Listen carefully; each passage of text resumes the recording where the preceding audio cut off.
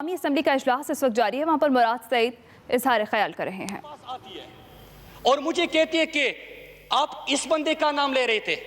میں نے کہا کہ میں نے تو پردہ رکھا ہے، اگر کسی کا احتساب ہو رہا ہے، کسی کی انکوائری ہوئی ہے، اس سے ریکوری ہونی ہے، وہ تو وہاں پہ آفیشل کام ہے، وہ ہوتا رہے گا۔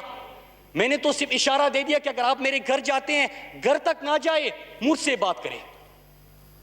تو اسپیکر صاحب، ان کے پارٹی کے ترجمان باہر جا کے یہاں پہ میرے بارے میں پریس کانفرنس کرتی ہے اور میرے اس 7 بندوں نے این آر او مانگا کو ایک اور رنگ دیتی ہے، لیکن میرے پاس خود یہاں پہ آ کے میں فلور آف دی ہاؤس اوپر اللہ کے نام میں یہاں پہ بات کر رہا ہوں کہ میرے پاس آ کے خود اس بندے کا نام لیا، میں نام لے کے آپ کے سامنے رکھتا ہوں۔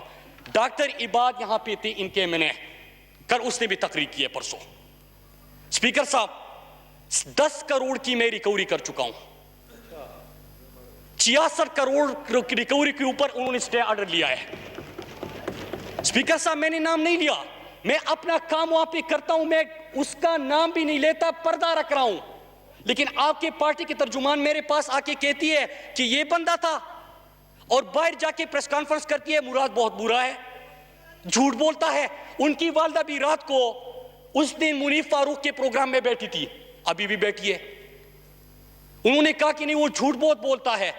میں اگلی دن آ کے میں ان سے سامنے پوچھا، میں نے کہا کہ میں جھوٹ بولتا ہوں، یہی بندہ ہے آپ کا، اور ان کے پارٹی کے ترجمان نے بھی مجھے نام لے کے دیا، لیکن میں نے نام نہیں لیا۔ آپ اس قسم کی بات کرتے ہیں اسپیکر صاحب۔ پھر تیسری چیز، یہاں پہ جس بندے نے کل تقریر کی اور ذاتی حملے کیے، 7 بندوں کا میں نے ذکر کیا تھا، میں نے کہا کہ ایک اس ایوان کے اندر موجود ہے، ایوان کا میں نے نام بتا دیا، 10 کروڑ کی ریکوری ہوئی ہے، 66 کروڑ کی ریکوری کے اوپر سٹے آرڈر لیا ہوا ہے۔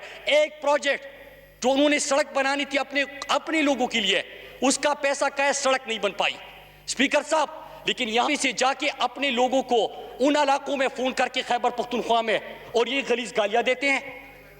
اگر میں اتنا برا ہوں اسپیکر صاحب، میرے گھر جرگہ کیوں لے کے آئے؟ میں نہیں ملا، میرے والد صاحب کے پاس پہنچے۔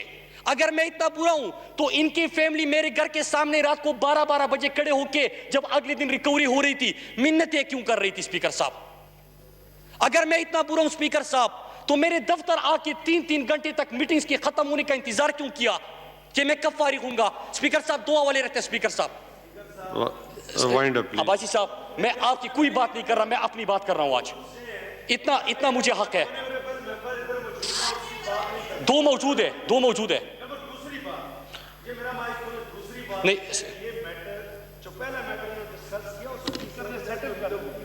میں بالکل ٹھیک ہے، میں آج بالکل ٹھیک ہے سابقہ ڈپٹی اسپیکر صاحب۔ مراد وائنڈ اپ کریں، بالکل ٹھیک ہے، بجٹ سیشن چل رہا ہے۔ بالکل ٹھیک، عباسی صاحب بیٹھیں، تشریف رکھیں۔ ٹھیک ہے، بالکل ٹھیک، بالکل۔ عباسی صاحب جی عباسی صاحب تشریف رکھیں، وائنڈ اپ کرتے ہیں۔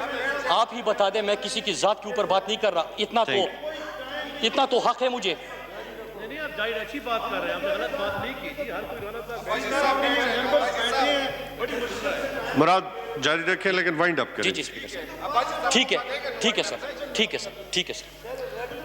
سر، اسپیکر صاحب، بالکل ٹھیک ہے اسپیکر صاحب۔ پھر اس کے بعد یہ ہوا کہ آتے ہیں، منتیں کرتے ہیں کہ ریکوری کسی انداز سے نہیں ہوئی، نہ ہو۔ اگر آپ اچھے تھے اور آپ ٹھیک ہو، آپ نے کوئی کرپشن نہیں کی، میں نے جو آڈٹ کیا ہے وہ غلط ہے، تو آپ مجھ سے منتیں کرنے کیوں آ جاتے ہیں؟ اور منتوں سے تو میں نے کسی کی بات ماننی نہیں، میں نے اپنا کام کرنا ہے۔ میں اپنے اللہ سے وعدہ کر کے آیا ہوں کہ جتنا میرے رگوں میں خون کا آخری قطرہ بھی ہوگا اسپیکر صاحب، میں محروم طبقے سے تعلق رکھتا ہوں، میں نے ان کے لیے محنت کرنی اور حق کا ساتھ دینا ہے۔ اسپیکر صاحب، تیسری چیز، یہاں پہ پرسوں جب میں اٹھا بات کرنے کے لیے، یہیں سے مجھے گالیاں دی گئی، اور سامنے ان کے ایک سینئر رہنما بیٹھے تھے۔ میں نے اسپیکر صاحب ان کو کہا کہ آپ ہی ان کو سمجھا دیں کہ کم از کم غلیظ گالیاں تو نہ دیں، تو مجھے کیا کہتے اسپیکر صاحب؟ کیونکہ وہی سینئر رہنما پیچھے بیٹھے ہوئے بندے کے بارے میں کرپشن کے کیسز اور فائلیں میرے پاس لے کے آیا تھا، اور مجھے کہتے ہیں کہ آپ تو ان کے اوپر کیسز نہیں بناتے، تو کرنے دو گالیاں۔ جی مراد، تھینک یو۔ اسپیکر صاحب، یہ دلیل ہے اسپیکر صاحب. آپ فائلیں پکڑاتے ہو. میں آپ سے کہتا ہوں کہ گالیوں اگر میں نے کہا ہے کہ JIT رپورٹ ہے, اس کے اوپر کون سی گالی بنتی ہے؟ میں نے اگر کہا ہے کہ یہاں پہ آپ نے اکنامک انڈیکیٹرز اٹھائے, میں نے اس کا جواب دیا. کون سا آپ کسی کو گالیاں دیتے ہیں اسپیکر صاحب؟ پھر اس کے بعد کیا ہوتا ہے؟ Thank you. ابھی اسپیکر صاحب ابھی کیا ہو رہا ہے؟ اسپیکر صاحب ابھی کیا ہو رہا ہے؟ ابھی یہ ہو رہا ہے اسپیکر صاحب کہ پارلیمنٹ کے اندر 21 تقریریں ہوئی ذات کے حوالے سے, پہلی بھی کی ہے, ابھی بھی ہوئی, کوئی ایشو نہیں. سوشل میڈیا کے اوپر ان کے لوگوں کی طرف سے کمپین چل رہی ہے. کیا ان کا ڈیٹا نہیں ہوتا؟ ان کا کس سے تعلق ہے, کہاں سے تعلق ہے, اس کی ڈیٹیلز نہیں ہوتے؟ سب موجود ہے اسپیکر صاحب. میں فریڈم آف سپیچ کے اوپر یقین رکھتا ہوں. ان ورکرز کا کوئی قصور نہیں ہے اسپیکر صاحب. اسپیکر صاحب ان ورکرز کا کوئی قصور نہیں ہے. ان کو جو قیادت کہتی ہے وہ وہی کرتے ہیں. لیکن اسپیکر صاحب اب 2 دن سے انہوں نے میرے جو مخالفین تھے, اور میں نے اسپیکر صاحب کو 3 میسیجز دیے ہیں. میرے مخالفین کینڈیڈیٹ کو ان کی پارٹی کی قیادت نے ایک بندے کو فون کیا, اور انہوں نے جو جواب دیا ہے وہ بڑا انٹرسٹنگ ہے. انہوں نے کہا کہ آپ مراد سعید کا پوچھ رہے ہیں, ان کے والد صاحب باہر سعودی عرب میں مزدوری کرتے تھے, آج بھی اسی گھر میں رہ رہا ہے جس گھر میں وہ 7 سال پہلے رہتا تھا.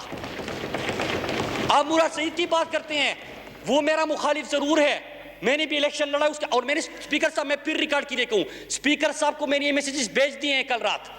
لیکن اسپیکر صاحب وہاں پہ جا کے سازشیں, وہاں پہ جا کے یہ جو چالیں جو بن رہے ہیں اسپیکر صاحب, ایک چیز کا پتہ ہے. لیکن میں یہاں پہ بات کیا کرنا چاہتا ہوں اسپیکر صاحب, یہ بات کرنے کا مقصد ایک ہے. اگر تسلی سے سن لیتے تو ہو سکتا ہے میں مزید آرام سے بات کر لیتا. لیکن اسپیکر صاحب ایک مقصد ہے میرا, میری لیڈر کو 24 سال آپ لوگوں نے ذاتی تنقید کا نشانہ بنایا, ان کو آپ نہیں روک پائے.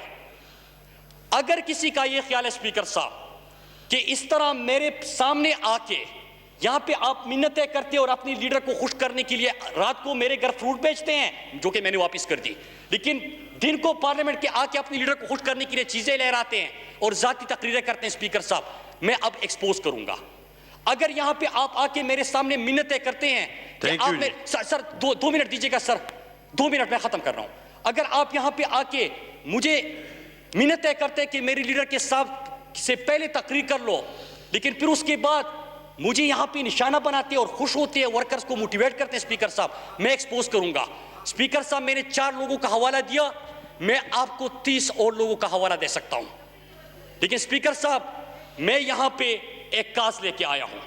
آپ نے 2016 سے اس قسم کی کمپین کی, میرے فیملی کو نشانہ بنایا, جھوٹ تھا, کامیابی نہیں ملی. 2018 میں آپ نے کمپین شروع کی اور آپ کو ناکامی کا سامنا کرنا پڑا, میں مزید زیادہ مارجن سے الیکشن جیت کے آیا. ابھی یہاں پہ آپ مجھے منتیں کرتے اور پیچھے سازشیں بنتے ہیں. اسپیکر صاحب میں ایک وعدہ اپنے رب سے, اپنی قوم سے, اپنے لوگوں سے, اپنی جماعت سے, اپنے قائد سے, اپنے ورکر سے, اس ایوان سے, اس چیئر سے میں ایک وعدہ کرتا ہوں کہ اللہ کی قسم اسپیکر صاحب یہ تو کچھ نہیں ہے, اگر میرے سر پہ یہاں پہ یہ گولی بھی رکھتے ہیں نا اور کہیں کہ اسٹیٹس کو کا ساتھی بن جاؤ, اللہ کی قسم نہیں بنوں گا. اسپیکر صاحب اگر میرا سر یہ کاٹتے, اسپیکر صاحب میرا سر کاٹتے, قلم کر دے, میں اسٹیٹس کو کا مقابلہ کرنے آیا ہوں, اس کا ساتھی بننے کے لیے نہیں آیا. اسپیکر صاحب اگر کسی کا اسپیکر صاحب یہ خیال ہے کہ یہ چیز چلتی رہے گی, اس سے کیا ہوتا ہے, 2016 میں آپ نے شروع کیا تھا, پتا چلا کہ میں آپ کے اعصاب پہ سوار ہو چکا ہوں. اسپیکر صاحب میں نے اس کے بعد مزید میری آواز میں گونج آئی, اب بھی مزید گونج آئے گی. اسپیکر صاحب میں انشاءاللہ اپنے کمٹمنٹ سے 1 انچ پیچھے نہیں ہٹوں گا. پاکستان بدلنے کا خواب اپنے قائد کے ساتھ مل کر ہم نے دیکھا تھا, پاکستان کو بدلوں گا.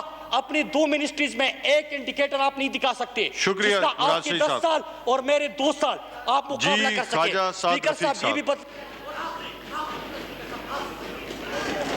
جی وائنڈ اپ کریں. جی مراد سعید. اسپیکر صاحب جب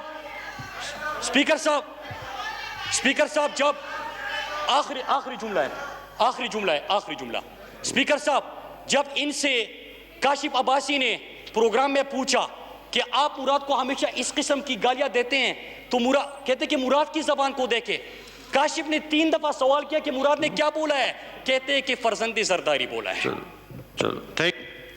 جی خواجہ سعد رفیق صاحب.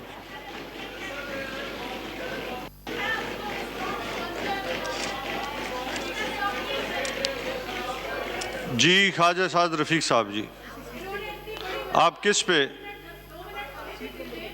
Set number? جی خواجہ صاحب,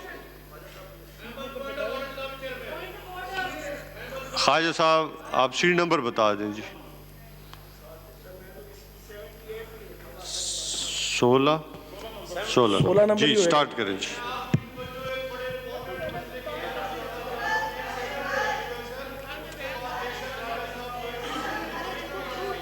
خواجہ صاحب اپنی سپیچ. تابعدار جناب. خواجہ صاحب شروع کریں. جی اور جناب وہ ثناء اللہ مستی خیل ناراض ہو جائے گا, نفیسہ باجی بات کرنا چاہتے ہیں. صاحب ابھی تشریف رکھیں. ابھی سعد رفیق صاحب. میں خواجی سے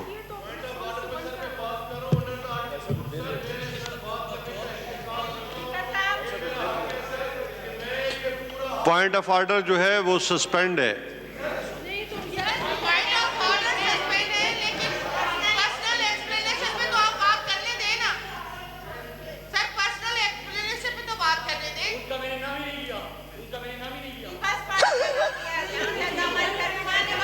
جی خواجہ صاحب سٹارٹ کریں. جی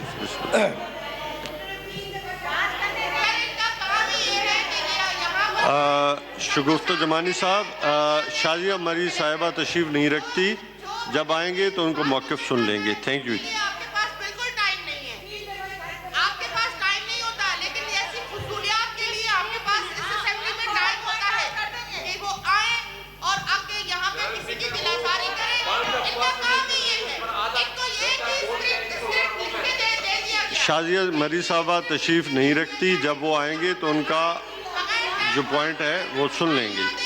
دلاساری کریں اور اس اسمبلی کا جو ہے وہ ماحول خراب کریں اور اس کے بعد پھر چلے جائیں.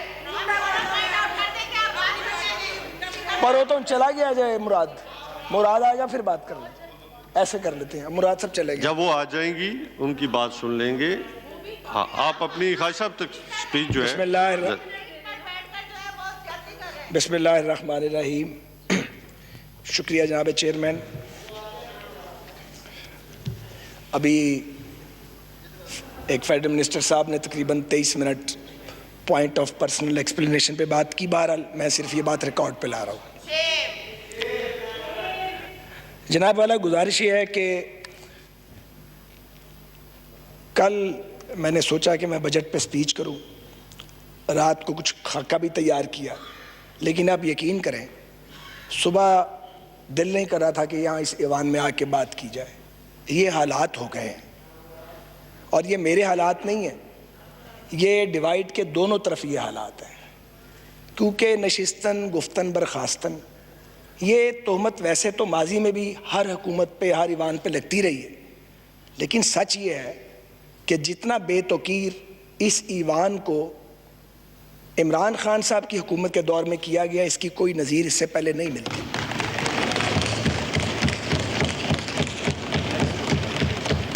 ہم یہاں یہ درست کہا, ایک پی ٹی آئی کے کسی دوست نے بھی یہ بات کی, میری بہن نفیسہ شاہ صاحبہ نے بھی ابھی بات کی, ہم یہاں پہ ایک دوسرے کے گریبان پھاڑنے تو نہیں آتے, ایک دوسرے کی بے عزتی کرنے کا مینڈیٹ لے کے تو ہم یہاں نہیں آتے.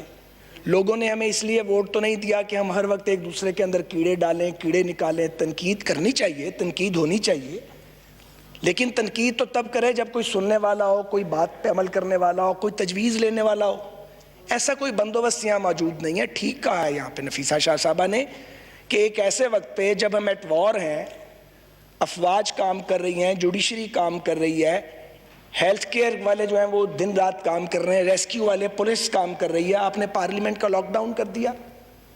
لوگ یہ سوچنے میں حق بجانب ہیں کہ لوگوں کی جانیں جا رہی ہیں, کیا سیاسی قیادت کی جانیں پاکستان کے عام لوگوں سے زیادہ قیمتی ہیں؟ کتنا خوف ہے کرونا کا کہ ہم یہاں بات نہیں کر سکتے. اللہ تعالیٰ سب کو اپنی حفظ و امان میں رکھے. لیکن جب حالت جنگ میں قومیں ہوتی ہیں تو اگر واقعی جمہوریت ہو, واقعی وہاں پہ پارلیمنٹ فنکشنل ہو, تو پھر وہاں پہ پارلیمنٹس کا لاک ڈاؤن نہیں کیا جاتا. سچ یہ ہے کہ پاکستان میں جمہوریت نہیں. کوئی اس بات کو جلدی مان گیا ہے, کوئی اس بات کو اب مان رہا ہے, کوئی تھوڑے دن بعد مان جائے گا. ویسے تو پی ٹی آئی کی گورنمنٹ نے بہت بڑے بڑے اعزازات حاصل کیے ہیں پاکستان کی تاریخ میں, لیکن جو کمال کیا ہے وہ یہ کہ آپ نے وہ وعدے کیے اور وہ نعرے لگائے جن کی تکمیل کا کوئی تصور بھی نہیں کر سکتا تھا. آپ نے 90 دن میں کرپشن ختم کرنی تھی, آپ نے 1 کروڑ نوکریاں دینی تھی, آپ نے 50 لاکھ گھر بنانے تھے, آپ نے سارے چوروں کو, اور ظاہر ہے کہ سارے چور بقول آپ کی اپوزیشن میں ہیں, ان کو الٹا لٹکا کے ان کے پیٹ پھاڑ کے اس میں سے قومی دولت نکالنی تھی, اور آپ نے پاکستان میں انصاف کا دورہ کر دینا تھا. یہ تھا آپ کا سلوگن, اور آپ نے پاکستان کی اکانومی کو رائز کرنا تھا. اور آپ کے لیڈر فرماتے تھے اور بار بار یہ بھاشن دیتے تھے کہ جب غربت بڑھ جائے تو سمجھ لو کہ وزیر اعظم چور ہے. وہ فرمایا کرتے تھے اور وہ باقاعدہ نقلیں اتارتے تھے کہ کشکول لے کر پھرتے ہیں اور مجھے شرم آتی ہے, میں تو خودکشی کر لوں گا. اللہ نہ کرے وہ کبھی خودکشی کریں, لیکن آپ نے پاکستانی قوم کو خودکشیوں پہ مجبور ضرور کرتی ہے. آپ یہ دیکھیے, اب 2 سال ہو گئے آپ کو آئے. آپ کو مقابلہ کرنا تھا بھوک کا, بے روزگاری کا, غربت کا, ناانصافی کا. آپ کو مقابلہ کرنا تھا انڈین ایگریشن کا, آپ نے مقابلہ کیا صرف اپوزیشن کا, اور اس کے بعد اس آزاد میڈیا کا جو آپ پہ تنقید کرتا ہے. آپ نے یہ بھی نہیں سوچا کہ یہ وہی لوگ ہیں جو آپ کی حکومت لانے والوں میں شامل تھے, آپ نے ان کو بھی ٹارگٹ کر دیا. آج میر شکیل پابند سلاسل ہے, تو جنگ اور جیو تو آپ کا سب سے بڑا سپورٹر تھا, تب وہ ٹھیک تھے, آج وہ غلط ہے. آپ نے جیلیں بھر دی اپنے مخالفین سے, ہمیں آپ نے چور ڈکلیئر نوٹیفائیڈ کر دیا. آپ کی نظر میں ہم سب چور ہیں. مجھے بتائیے اس سے پاکستان کو کیا ملا؟ آپ نے کرپشن کی رقم جو آپ بتاتے تھے, کون سا ٹکا آپ نے ریکور کیا؟ آپ نے, آپ کے حالات یہ ہیں کہ بجٹ سر پہ ہے. شہباز شریف کو پکڑنے کا بڑا شوق تھا, بجٹ گزار لیتے. آپ میں اتنی قوت برداشت بھی نہیں ہے. آپ نے قائد حزب اختلاف کو وہاں پہ لے جا کے جیل کے کنارے پہ کھڑا کر دیا ہے, اب عدالت سے وہ ضمانت پر ہیں. کورونا کا وہ مقابلہ کر رہے ہیں. ہم میں باری باری سارے اپنی باری دے آئے ہیں, تو جناب چیئرمین باری دے کے پھر یہیں کھڑے ہیں, پھر بھیج دیں گے, باری دے کے پھر واپس آ جائیں گے. آپ کو یہ حقیقت پتہ نہیں لگتی کیا؟ مجھے پیپلز پارٹی والوں کو اس وقت خوش نہیں کرنا, لیکن ریالٹی یہی ہے کہ اگر ضیاء الحق کا بدترین مارشل لا پیپلز پارٹی کو ختم نہیں کر سکا, تو پھر کسی سیاسی حقیقت کو کوئی ختم نہیں کر سکتا. یہ سچ ہے. میں اس وقت پیپلز پارٹی کے بڑے بدترین نقادوں میں تھا. سیاسی طور پہ اب بھی اختلاف ہے, ضیاء الحق کے خلاف تھا, لیکن خوش بڑے دل میں ہوا کرتے تھے. پیپلز پارٹی نظر ہی نہیں آتی تھی, نظر ہی نہیں آتی تھی کہیں پیپلز پارٹی. اور جب محترمہ آئیں تو مجھے وہ دن یاد ہے 10 اپریل 86 کا. ہر طرف پیپلز پارٹی کی اور ہماری مخالفت کے نعرے لگ رہے تھے, اور ہمارا کچھ نہیں تھا. یہ عوامی طاقت ہے. آپ کو پتہ ہے آپ کے ساتھ یہ ہونے والا ہے, یہ ہونے والا ہے. اور یہ اس کی انڈیکیشنز بڑی واضح ہیں. کل جو راجہ ریاض صاحب اور خواجہ شیراز صاحب نے گفتگو کی کیپٹل ٹاک میں, وہ پرانے پارلیمنٹیرینز ہیں, وہ کوئی مذاق ہے؟ آپ کے وزراء جو ایک دوسرے کے بارے میں آ کے میڈیا پہ بات کرتے ہیں, یہ تو کبھی تماشا دیکھا ہی نہیں ہے کہ صوبے کا وزیر مرکزی وزیر کو ابیوز کر رہا ہے, مرکزی وزیر اپنے پارٹی کے 2 لیڈرز کو ٹارگٹ کر رہا ہے. ٹھیک ہے, لیکن یہ انڈیکیشنز بڑی کلیئر ہو گئی ہیں. تو میں آپ سے یہ گزارش کرنا چاہتا ہوں, ہم نے آپ کو نہیں گرانا, ہم نو کانفیڈنس نہیں لا رہے. آپ کا یہ خیال ہے کہ ہمیں مقدمات میں پھانس کے ہمیں انگیج رکھیں انگیج. لیکن میں آپ کو بتاؤں, آپ کمبل کو چھوڑیں گے, کمبل آپ کو نہیں چھوڑے گا. حکمرانی کا کمبل آپ کی جان نہیں چھوڑے گا, جان چھڑائیں گے. اور دوسری بات یہ اب سب پر آتی ہے کہ جتنی تذلیل ہم نے وزراء اعظم کی ہے, جو اس ملک میں فیشن ہے, وہ وقت آنے والا ہے کہ وزارت عظمیٰ دینے والے وزارت عظمیٰ لے کے پھریں گے, لینے والا کوئی نہیں ہوگا, کوئی نہیں ہوگا. کون وزیر بنے بھائی؟ کیا ضرورت ہے وزیر بننے کی؟ 5 سال اپنی زندگی داؤ پہ لگاؤ, اپنے بچوں کا وقت برباد کرو, کاروبار نہ کرو, ایک تباہ حال ادارے کو کھڑا کرو, پھر ایک آدمی آئے شیخ چلی چیونگم کھاتا ہوا اور منہ بگارتا ہوا, وہ آ کے برباد کر دے آپ کی محنت کو, اور آپ جیل میں پڑے دیکھ رہے ہیں کہ جناب میں نے محنت کی تھی, تباہ کر دیا. وہ وقت بھی آئے گا, وہ وقت آئے گا, وزارتیں دینے والے وزارتیں بانٹیں گے, لینے والا کوئی نہیں ہوگا. وہ دور نہیں ہے وقت, وہ بھی قریب ہے. تو جناب گزارش یہ ہے کہ آج آپ مانے نہ مانے بدقسمتی سے فال آف کشمیر ہو چکا ہے. اور آپ نے کیا کیا, وہ سرینا کے باہر ایک بورڈ لگا دیا ہوا جس پہ اس کو اتروائیں. اس بورڈ کو کیوں توہین کرتے ہو یار کشمیریوں کی, اتارو اس کو بھائی. یہ کیوں کرتے ہیں؟ جمعے کو 12 بجے دوپہر کو اکٹھے ہوں گے, یہ بھی نہیں سوچا کہ جمعے کو 12 بجے اکٹھے نہیں ہو سکتے, یہ 2-4 بار ہوگا پھر نہیں ہوگا. آپ کے ایڈوائزر کون ہے؟ کون آپ کو مشورے دیتا ہے؟ چائنیز نے نکیل ڈال دیا انڈینز کو, آپ نے کیا کیا ہے؟ فال آف کشمیر ہو چکا ہے, یہ ایک ریالٹی ہے, اور تاریخ میں یہ بوجھ آپ کے دور پہ رہے گا. آگے بڑھیے. ٹڈی دل آیا, کچھ چلا گیا, کچھ مر گیا, کچھ بریدنگ یہاں پہ ہوتی رہی, آپ لوگ سوئے رہے. آپ لوکسٹ کا مقابلہ ہی نہیں کر سکے, اربوں روپے کی فصلیں وہ اجاڑ گیا ہے, اور آپ نے سارا کام اب این ڈی ایم اے کے سپرد کر دیا ہے. پہلے آپ بحران کریٹ کرتے ہیں, کیونکہ بحران آتا ہے آپ کو پتہ ہی نہیں لگتا. آپ تو اپنے مخالفین کو جیلوں میں ٹھوسنے میں مصروف ہیں, اور ہم میں سے کون ہے جو آپ کا وکٹم نہیں ہے؟ آپ ہمیں وکٹم بنا لیتے, اس ملک کا ہی بھلا کر لیتے کچھ. آپ ٹڈی دل کا مقابلہ نہیں کر سکے. کرونا آ گیا, کرونا میں آپ نے کیا کیا؟ 8,000 روپے ٹیسٹ کی فیس ہے. جب ڈینگی نے حملہ کیا تھا اور آپ ہمیں ڈینگی کے تانے دیتے تھے, میں بڑے ادب سے عرض کروں, ہم نے 800 کا ٹیسٹ 90 روپے میں کیا تھا, اور 90 روپے کروایا تھا. وہ مزے کی بات ہے, آج بھی 90 روپے ہے. آپ کا 8,000 کا ٹیسٹ 80 روپے کا نہیں ہو سکتا تھا, مگر آپ کا 2,000 پہ آ سکتا تھا. آپ نے کوئی مینجمنٹ نہیں کی. لوگ ٹیسٹ کے لیے رولتے پھرتے ہیں, ہسپتال بھر چکے ہیں, آپ نے کوئی ایمرجنسی میئرز نہیں لیے. اوورسیز پاکستانی آپ کا ووٹ سے زیادہ آپ نے انہیں رول کے رکھ دیا ہے. لوگ سڑکوں پہ آ گئے ہیں, پی آئی اے تگنے کرائے لے رہا تھا, باقیوں کو تو چھوڑ دیں. آپ نے کوئی کریش پروگرام نہیں بنایا انہیں پاکستان واپس لانے کے لیے. آپ سوچیں آپ نے کیا کیا ہے, اس لیے کہ آپ کا فوکس نہیں ہے. یہ نہیں کہ آپ کر نہیں سکتے تھے, آپ کے پاس بہت سے تجربہ کار لوگ موجود ہیں, بڑے بڑے عمدہ لوگ بھی آپ کے پاس موجود ہیں, لرنڈ لوگ موجود ہیں. آپ نے ان کی صلاحیت سے کوئی فائدہ نہیں اٹھایا, کیونکہ آپ نے پورا زور, آپ کا بیانیہ یہ ہے کہ یہ سب چور ہیں. آپ کے نزدیک آپ کی اپنی جماعت پہ وہ محترم ہے جو آپ کے مخالفین کو ننگی گالیاں نکالتا ہے, اور جو آپ کو تلقین کرتا ہے کہ آپ سیٹلمنٹ کریں, ریزالو کریں, وہ آپ کو برا لگتا ہے. آپ سمجھتے ہیں ہمیں پتہ نہیں لگتا. ہماری بات آپ کو آتی ہے تو آپ کی بات ہمیں آتی ہے, ایک ہی برادری کے لوگ ہیں, کوئی باہر سے تو نہیں آئے ہوئے.